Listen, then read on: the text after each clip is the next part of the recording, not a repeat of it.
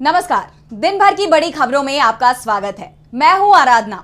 आज इस बुलेटिन में बात होगी ईवीएम वीवीपैट पर सुप्रीम कोर्ट में सुनवाई की, दूसरे चरण के लिए समाप्त हुए चुनाव प्रचार की, देखेंगे पीएम मोदी के बयान पर राहुल और प्रियंका के पलटवार को, त्रिपुरा में 100% से ज्यादा मतदान को, जानेंगे क्यों एक बार फिर चर्चाओं में है 2G स्पेक्ट्रम, और बुलेटिन के आखिर में देखेंगे जाने माने कार्टूनिस्ट इरफान की किस खबर पर पड़ी तिरछी नजर। लेकिन तमाम बड़ी खबरों से पहले एक नजर आज की सुर्खियों पर। चुनाव आयोग ने पीएम की स्पीच के खिलाफ शुरू की जांच। पीएम मोदी ने बांसवाड़ा में कहा था, कांग्रेस सत्ता में आई तो मुस्लिमों में बांट देगी आपकी संपत्ति। पश्चिम बंगाल की मुख्यमंत्री ममता बनर्जी ने बीरभूम में रैली के दौरान बीजेपी समेत चुनाव आयोग पर बोला हमला। कहा, बीजेपी को खुश करने के लिए चुनाव आयोग ने कराया इतना लंबा चुनाव। सुप्रीम कोर्ट पहुंचे हेमंत सोरेन। हाईकोर्ट में जमानत याचिका पर फैसले में देरी की शिकायत। कपिल सिब्बल ने कोर्ट से कहा, सोरेन जेल में रहेंगे और खत्म हो जाएगा चुनाव। शेयर बाजार में तेजी, 114 अंकों की तेजी के साथ 73,852 पर बंद हुआ सेंसेक्स, तो 34 अंकों की तेजी के साथ 22,402 पर बंद हुआ निफ्टी। ये तो थी सुर्खियां। अब बात आज की सबसे बड़ी खबर की। सुप्रीम कोर्ट में आज वोट का पेपर ऑडिट ट्रेल वीवीपैट को लेकर सुनवाई हुई। सुनवाई के दौरान सुप्रीम कोर्ट ने चुनाव आयोग से कई सवाल पूछे और दोनों पक्षों की दलीलें सुनी और बाद में फैसला सुरक्षित रख लिया। अब कोर्ट के फैसले पर सभी की नजर है कि क्या याचिकाकर्ता की मांग मानी जाएगी। तो आज कोर्ट में क्या हुआ, देखिए ये रिपोर्ट। वीवीपैट पर सुनवाई करते हुए आज सुप्रीम कोर्ट ने कई सख्त टिप्पणियां की। सुप्रीम कोर्ट में न्यायमूर्ति संजीव खन्ना और न्यायमूर्ति दीपांकर दत्ता की बेंच ने कहा था कि उसे कुछ पहलुओं पर स्पष्टीकरण की जरूरत है। ईवीएम को लेकर अक्सर पूछे जाने वाले सवालों को लेकर चुनाव आयोग की ओर से जो उत्तर दिए गए हैं उनमें कुछ भ्रम है। कोर्ट ने अतिरिक्त सॉलिसिटर जनरल ऐश्वर्या भाटी से कहा कि हम गलत साबित नहीं होना चाहते, बल्कि अपने निष्कर्षों को लेकर पूरी तरह से आश्वस्त होना चाहते हैं और इसीलिए हमने स्पष्टीकरण मांगने का सोचा। क्या वीवीपैट की कंट्रोलिंग यूनिट में माइक्रो कंट्रोलर लगा हुआ है? क्या किसी प्रोग्राम को माइक्रो कंट्रोलर में केवल एक बार ही फीड किया जा सकता है? आयोग के पास कितने सिंबल लोडिंग इकाइयां मौजूद हैं? चुनाव याचिका दायर करने की सीमा अवधि आपके अनुसार 30 दिन है और स्टोरेज और रिकॉर्ड 45 दिनों तक बनाए रखा जाता है, लेकिन लिमिटेशन डे 45 दिन है। आपको इसे सही करना होगा। दरअसल एसोसिएशन ऑफ डेमोक्रेटिक रिफॉर्मर्स की तरफ से ईवीएम के साथ ही वीवीपैट की पर्ची की गिनती की मांग की गई थी। याचिका में मांग की गई कि ईवीएम में डाले जाने वाले वोट का 100% वीवीपैट मशीन के साथ क्रॉस वेरिफिकेशन कराया जाए, जिससे मतदाता को पता चल सके कि उसने ये सही वोट दिया है या नहीं। याचिकाकर्ता के वकील प्रशांत भूषण ने आरोप लगाया कि दो सरकारी कंपनियों भारत इलेक्ट्रॉनिक लिमिटेड और इलेक्ट्रॉनिक्स कॉर्पोरेशन ऑफ इंडिया के निदेशक बीजेपी से जुड़े हुए हैं। एक अन्य याचिकाकर्ता के वकील ने दावा किया कि 2019 में आम चुनाव के बाद एक संसदीय समिति ने ईवीएम में गड़बड़ी पाई थी, लेकिन चुनाव आयोग ने अभी तक उसे लेकर कोई जवाब नहीं दिया। कोर्ट में एडीआर की तरफ से प्रशांत भूषण, गोपाल शंकर नारायण और संजय हेगड़े पैरवी कर रहे हैं। कोर्ट के फैसले पर सभी की नजरें हैं, तो नजर दूसरे चरण की वोटिंग पर भी टिकी हुई है। लोकसभा चुनाव के दूसरे चरण में 88 सीटों पर वोटिंग होनी है, जहां प्रचार प्रसार भी थम गए हैं। चुनाव प्रचार समाप्त होने से पहले सभी दलों ने अपनी पूरी ताकत झोंक दी। बीजेपी की तरफ से पीएम मोदी ने प्रचार की कमान संभाली, तो कांग्रेस के लिए राहुल गांधी और प्रियंका ने रैलियां की। 26 अप्रैल को लोकसभा चुनाव के दूसरे चरण की वोटिंग होगी। 12 राज्यों और केंद्र शासित राज्यों की 88 लोकसभा सीटों पर मतदान होगा, जिसके लिए 1206 प्रत्याशी अपनी किस्मत आजमा रहे हैं। दूसरे चरण के चुनाव के लिए बुधवार शाम 6 बजे चुनाव प्रचार समाप्त हो गया। जिन राज्यों में चुनाव होगा उसमें सबसे ज्यादा 20 सीट केरल की है। राज्य की सभी सीटों पर एक ही चरण में वोटिंग कराई जा रही है। केरल में 20 सीटों पर 194 उम्मीदवार मैदान में हैं। इसी तरह से कर्नाटक की 14 और राजस्थान की 13 सीटों पर भी वोटिंग कराई जाएगी। महाराष्ट्र और यूपी की 8-8 सीटों पर वोटिंग होगी, जबकि मध्य प्रदेश की 6, बिहार और असम की 5-5 सीटों पर भी वोटिंग कराई जाएगी। दूसरा चरण बीजेपी के लिए बहुत मुश्किल माना जा रहा है, क्योंकि उत्तर भारत के उन हिस्सों में वोटिंग होनी है जहां बीजेपी के खिलाफ चल रहे क्षत्रिय आंदोलन का जबरदस्त असर दिख रहा है, जिस कारण से पार्टी की चिंता बढ़ती दिखाई दे रही है। अगर 2019 के लोकसभा चुनावों की बात की जाए तो इन 88 सीटों में एनडीए भारी पड़ा था। एनडीए में बीजेपी को अकेले 50 सीटों पर जीत मिली थी, जबकि 8 सीटें उसकी सहयोगी पार्टी ने जीती थी। सबसे ज्यादा सीटें जीतने के मामले में कांग्रेस 21 सीटों के साथ दूसरे नंबर पर थी। बची हुई 9 सीटें अन्य दलों के हिस्से में गई थी। पिछले लोकसभा चुनाव में कांग्रेस को केरल में जबरदस्त सफलता मिली थी। कांग्रेस की यूडीएफ ने 20 में से 19 सीटों पर कब्जा किया था। दूसरे चरण में वोटिंग के लिए मध्य प्रदेश की 7 सीटों पर बीजेपी का कब्जा था। बिहार में 1 सीट बीजेपी और 4 जेडीयू के पास थी।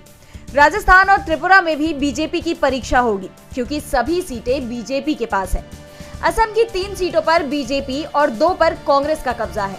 दूसरे चरण में 1206 उम्मीदवारों की किस्मत दांव पर होगी। प्रचार समाप्त होने से पहले राजनीतिक दलों ने अपनी पूरी ताकत झोंक दी थी। कांग्रेस की तरफ से पार्टी सांसद राहुल गांधी ने जाति जनगणना के मुद्दे पर पीएम मोदी पर जमकर हमला बोला, तो प्रियंका गांधी ने भी मंगलसूत्र को लेकर पीएम के बयान पर उन्हें घेर लिया। बुधवार को राहुल ने जहां महाराष्ट्र में चुनावी रैली की, तो वहीं प्रियंका गांधी ने राहुल के संसदीय क्षेत्र वायनाड में चुनावी रैली की। अमरावती में राहुल गांधी ने मोदी सरकार पर निशाना साधते हुए कहा कि नरेंद्र मोदी 10 साल से कह रहे थे कि वे ओबीसी है, लेकिन जैसे ही मैंने जातिगत जनगणना की बात की, वे कहते हैं हिंदुस्तान में सिर्फ 2 ही जाति हैं, अमीर और गरीब। साथ ही कहा कि नरेंद्र मोदी ने नोटबंदी, जीएसटी, किसान बिल, ये सब कुछ 22 लोगों के लिए किया है। उन्होंने देश के 22-25 लोगों को मनरेगा का 25 साल का पैसा दे दिया। फिर कहते हैं कि वह गरीबों की सरकार चलाते हैं। एक तरफ इंडिया गठबंधन है जो संविधान और लोकतंत्र की रक्षा कर रहा है, तो दूसरी तरफ नरेंद्र मोदी, आरएसएस, बीजेपी है जो संविधान और लोकतंत्र को खत्म करने में लगे हैं। तो वहीं केरल के वायनाड में प्रियंका ने आज रैली की, जहां प्रियंका ने कहा कि राहुल के प्रयासों से वायनाड के लिए 145 करोड़ रुपए पारित किए गए। 54 घर जरूरतमंद लोगों को सौंप दिए गए और 37 और घर सौंपने की प्रक्रिया अभी जारी है। 10 स्मार्ट आंगनवाड़ी केंद्र खोले गए हैं। वायनाड में 131 परियोजनाएं शुरू की गई हैं। राहुल ने आपके लिए लड़ाई लड़ी और सरकार को आपकी आजीविका की रक्षा करने के लिए मजबूर किया है। वो लगातार आपकी बेहतरी के लिए काम करता रहता है। वो आपके साथ परिवार जैसा व्यवहार करता है। तो वहीं पीएम मोदी ने आज हरदा में चुनावी रैली की, जहां पीएम ने कहा कि आज मैं आपसे कुछ मांगने आया हूं, मेरे लिए नहीं, आपके बच्चों के उज्जवल भविष्य के लिए मांगने आया हूं। चुनाव प्रचार में राजनीतिक बयानबाजी तीखी होती जा रही है, जिससे राजनीतिक पारा गर्माता जा रहा है। इस बीच त्रिपुरा में पहले चरण की वोटिंग को लेकर जो आंकड़े सामने आए हैं, उसने राजनीतिक हलचल और तेज कर दी है। त्रिपुरा में इस बार जमकर वोटिंग हुई और कई बूथों पर तो 100% से भी ज्यादा वोट डल गए। इसे लेकर अब सीपीएम ने चुनाव आयोग से बड़ी मांग कर दी है। तो क्या है चुनाव आयोग से ये मांग, देखिए ये रिपोर्ट। पश्चिम त्रिपुरा की सीट पर 19 अप्रैल को वोटिंग हुई थी, लेकिन वोटिंग को लेकर जो आंकड़े आए हैं वो बेहद ही चौंकाने वाले हैं। त्रिपुरा में 82% वोटिंग हुई, लेकिन कई बूथों पर 100% से ज्यादा वोट डाले गए हैं, जिसके बाद सीपीएम ने चुनाव आयोग से 19 अप्रैल को हुई वोटिंग को रद्द कर फिर से चुनाव कराने की मांग की है। सीपीएम त्रिपुरा के सचिव जितेंद्र चौधरी ने रिटर्निंग अधिकारी के कार्यालय से मिले आंकड़े रखते हुए कहा कि मजलिशपुर खंड के बूथ संख्या 44 में 105.30% वोट पड़े। खैरपुर खंड के बूथ क्रमांक 25 में 100.15% मतदान, तो बूथ संख्या 44 पर 98.80% वोट डाले गए। इसी तरह से मोहनपुर खंड के बूथ 38 में तो 109.9% वोट डाले गए हैं। चौधरी ने कहा कि जिस तरह के बेमेल आंकड़े बता रहे हैं कि बूथों पर कब्जे किए गए हैं, संगठित तरीके से धांधली की गई है। निर्वाचन आयोग स्वतंत्र और निष्पक्ष चुनाव कराने में कामयाब नहीं रहा है। वाम मोर्चा के संयोजक नारायण कर ने पश्चिम त्रिपुरा में मतदान समाप्त होने के तुरंत बाद कहा था कि दोनों ही सीटों पर विपक्ष दोबारा चुनाव की मांग करेगा। दरअसल त्रिपुरा पश्चिम लोकसभा सीट के साथ रामनगर विधानसभा सीट के लिए भी अब उपचुनाव हुआ था और अब सीपीएम ने इन दोनों ही सीटों पर फिर से चुनाव कराने की मांग की है। सीपीएम की मांग का समर्थन करते हुए कांग्रेस नेता सुदीप रॉय बर्मन ने कहा कि राज्य में मतदाताओं को अपने मताधिकार का प्रयोग करने से रोका गया है और कुछ लोगों ने बूथों पर कब्जा कर लिया। साफ है कि जिस तरह से पोलिंग बूथ पर 100% से ज्यादा वोटिंग कर दी गई है, उससे चुनाव प्रक्रिया पर सवाल तो खड़े हो ही गए हैं। दूसरी तरफ बीजेपी का दावा है कि चुनाव प्रक्रिया में किसी तरह की कोई भी धांधली नहीं हुई है। विपक्ष बीजेपी पर चुनाव प्रक्रिया में धांधली के आरोप लगा रहा है, दोबारा से चुनाव कराने की मांग कर रहा है। फिलहाल चुनाव आयोग की तरफ से कोई बयान सामने नहीं आया है, तो दूसरी तरफ रामदेव ने जरूर दोबारा अखबारों में माफीनामा छपवा दिया है। इस बार इसे आसानी से पढ़ा जा सकता है। तो क्यों रामदेव ने छपवाया माफीनामा, देखिए ये रिपोर्ट। पतंजलि की मुश्किलें खत्म होने का नाम नहीं ले रही। भ्रामक विज्ञापन के मामले में सुप्रीम कोर्ट ने रामदेव की फजीहत कर दी है। कोर्ट की फटकार के बाद रामदेव अब घुटनों पर आ गए हैं और एक बार फिर उन्होंने माफीनामा छपवाया है। इस बार रामदेव और उनके साथी बालकृष्ण की तरफ से अखबार में छपवाई गई माफी का आकार एक अखबार के पन्ने का लगभग 3/4 है। इसमें बड़े बड़े अक्षरों में बिना शर्त के माफी, अनकंडीशनल एपोलॉजी, भारत के माननीय सर्वोच्च न्यायालय रिट याचिका संख्या 645/2022 के संदर्भ में माननीय सर्वोच्च न्यायालय के निर्देशों या आदेशों का पालन न करने अथवा अवज्ञा के लिए हम वैयक्तिक रूप से साथ ही कंपनी की ओर से बिना शर्त क्षमा याची हैं। हम विगत 22/11/2023 को बैठक या संवाददाता सम्मेलन आयोजित करने के लिए भी क्षमा प्रार्थी हैं। हम अपने विज्ञापनों के प्रकाशन में हुई गलती के लिए भी ईमानदारी से क्षमा चाहते हैं और पूरे मन से प्रतिबद्धता व्यक्त करते हैं कि ऐसी त्रुटियों की पुनरावृत्ति नहीं होगी। हम पूरी सावधानी और अत्यंत निष्ठा के साथ माननीय न्यायालय के निर्देशों का पालन करने के लिए प्रतिबद्ध हैं। हम न्यायालय की महिमा का सम्मान बनाए रखने और लागू कानूनों एवं माननीय न्यायालय या संबंधित अधिकारियों के निर्देशों का पालन करने का वचन देते हैं। इस माफीनामे के आखिरी में पतंजलि आयुर्वेद लिमिटेड के साथ आचार्य बालकृष्ण और रामदेव का भी नाम दिया गया है। आपको बता दें, बीते मंगलवार को सुप्रीम कोर्ट ने मामले में सुनवाई करते हुए रामदेव की माफी को एक बार फिर नकार दिया।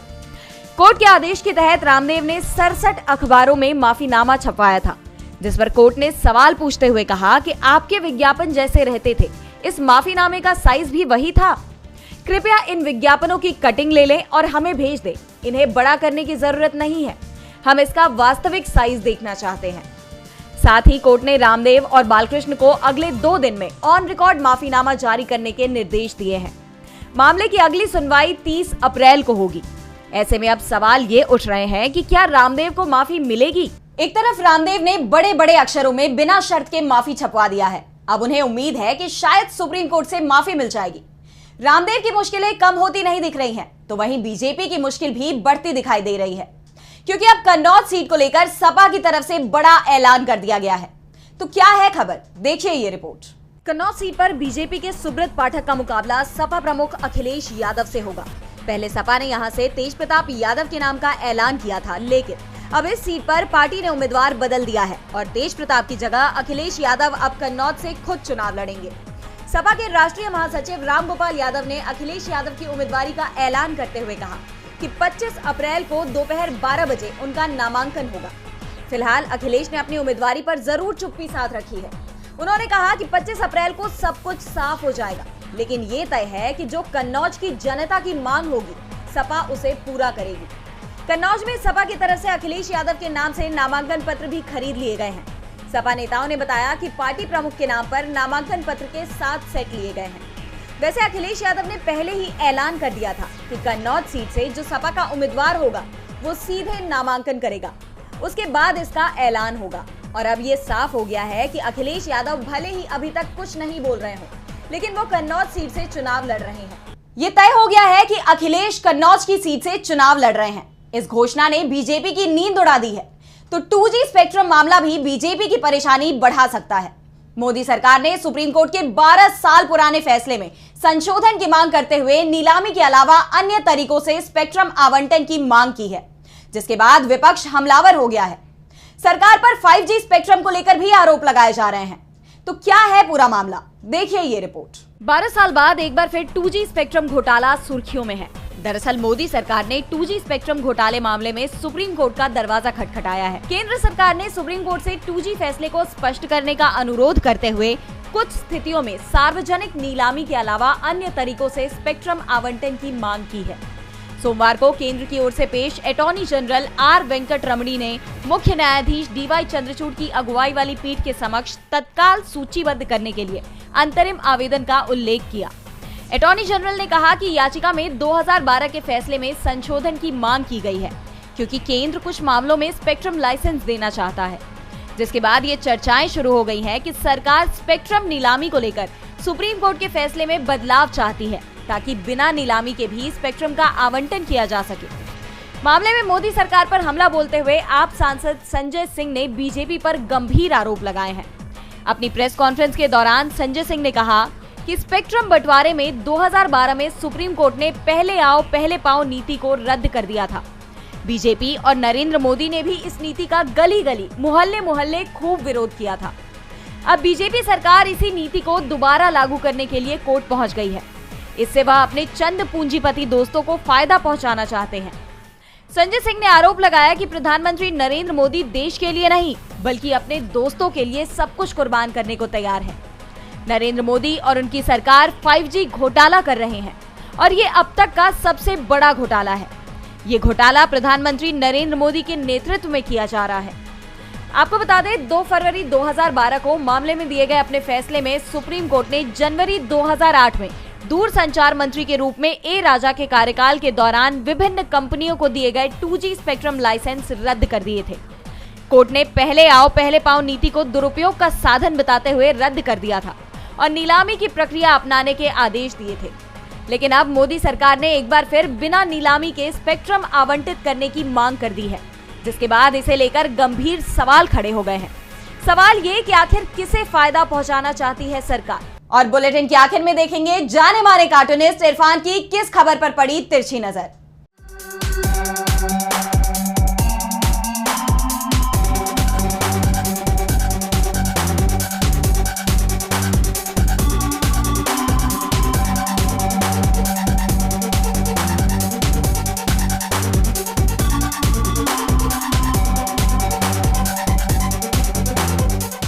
देश लगातार आत्मनिर्भर होता चला जा रहा है। जिसकी जो मर्जी आ रही है बाजार में वो उसकी कीमतें चीज़ों की बढ़ाता चला जा रहा है।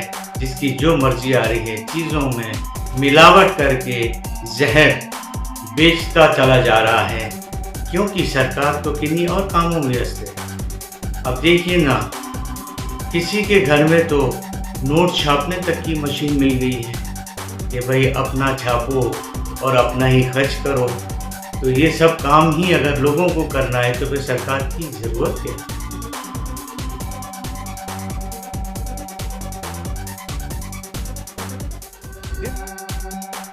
बहुत बहुत शुक्रिया इरफान जी। तो आज इस बुलेटिन में इतना ही। देखते रहिए DB लाइव। नमस्कार।